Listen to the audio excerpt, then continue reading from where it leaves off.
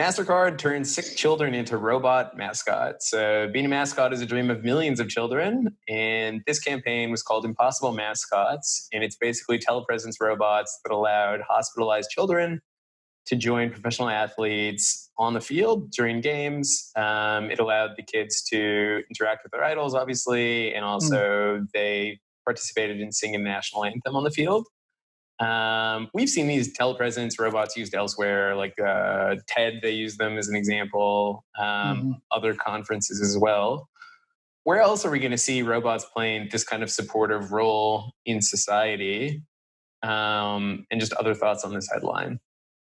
Yeah, I mean, like nursing homes is like what first comes to mind, but I think that like this is awesome. It'd be cool to like put like an end effector so they can like play catch or like kick the ball or something. Might be kind of like more fun than just like singing the national anthem. But this is like a beautiful solution to a very like sad problem.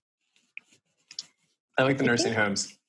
Yeah, definitely the elderly isolation use case is really strong. I think potentially in even retail environments, if you imagined going into the Apple store and your first point of contact being something like this.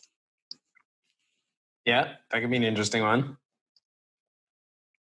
It's has anybody read the last couple of William Gibson books? Wiz, I expected you to at least have read. They're so up your alley. Oh yeah, William Gibson. Yeah. Okay.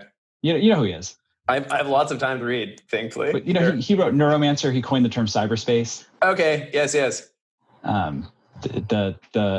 So his last couple of books were about, I don't want to spoil too much of it, but essentially there are these two different timelines, and people from one timeline are able to interact with people from another via peripherals, which are kind of fully like android bodies that you can sort of inhabit, and like full telepresence. And you know, I'm kind of skeptical about the extremely low latency across timelines, but some sort of quantum computing explanation for it. 5G. Yeah. Verizon's gonna cut this. Yeah, Verizon's a quantum network. So solve the problem. I mean, how cool would it be, and when you mentioned just across time, if one of your loved ones who might have passed had enough content that at key moments of your life you could interact in somehow a real and dynamic way? Well, did you see that Korean VR experience? Which this might unsettle you. It unsettled me as a parent. So it was a woman who had lost her child, 4 or 5 years old. And so they recreated a virtual avatar being of the child. And then she was able to kind of interact with it in VR. And how much of the child's like video from its life or like they took the assets they had, and okay. I don't know whether they did like a synthetic voice or how, but it was like if you look for it, like you'll find the video of it. And I found it kind of heartbreaking because I have 3 kids, and I hope obviously I hope to never experience that, right? But I mean, if I did, I'm not sure that I would want to interact with a virtual version of them, and so I think there were like ethicists who were like, we're not sure like ethically like this was an appropriate thing to do for like a woman who might be experiencing extreme psychological trauma right now. So it was just sort of felt slightly exploitative. So like I kind of understand the sentiment about being able to interact.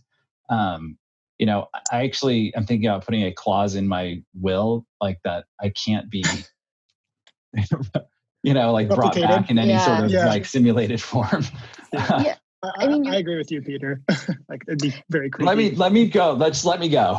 Yeah, totally. I mean, you're raising an interesting point too. Should robots be anthropomorphic? Is resembling humans always a good thing? I've seen, for example, with an AI assistant, something like this, what we're looking at with the Mascot, where the form factor was completely different. And I don't know if you guys saw, they showed it at the CES conference where there was the Bali and it rolled around kind of like the R2D2 machine. Yeah. And so that's one way that you can interact where it's less like a human, or I've seen even a floating orb and it kind of follows you, but it's basically not the interaction with the human. So yeah. I don't know. I think form factor is a big deal, and how an AI bot that's a personal assistant will really take off. Yeah. Does the VR experience feel less exploitive if it's like an aging family member who died just from old age. Like I feel like, I don't know, like when my dad passes, my mom, she's watching this as well. I feel like I don't know. I've never had like someone close to me die, but like I know that people like look back at like photos and videos, and like everyone says like make sure you get like audio of your parents. Like you want to be able to trigger those memories. Like blah blah blah. I feel like I'd want to jump into like a VR experience from like time to time, just as like a way to like remember my parents, like after they're like an interactive, like a simulation of your parents, or just like a remembrance. I think there's a difference between like not a simulation, just like a remembrance. A simulation would be weird. That's what I'm saying. I think there's a difference. Like if it was like a 360 video, like and actually I wrote about this where like I started. And I actually stopped, so I didn't even follow my own advice. But I started capturing a lot of stuff in 360, and what's interesting about it is that you end up there's a richness to those experiences that like you lose if you just capture like flat video. And so it was like all these moments in my life which I didn't capture in 360 now, which like maybe I wish I had.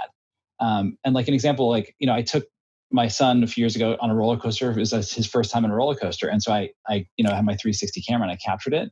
And what was interesting was when I went back to watch it later, I could actually go back and just look at him.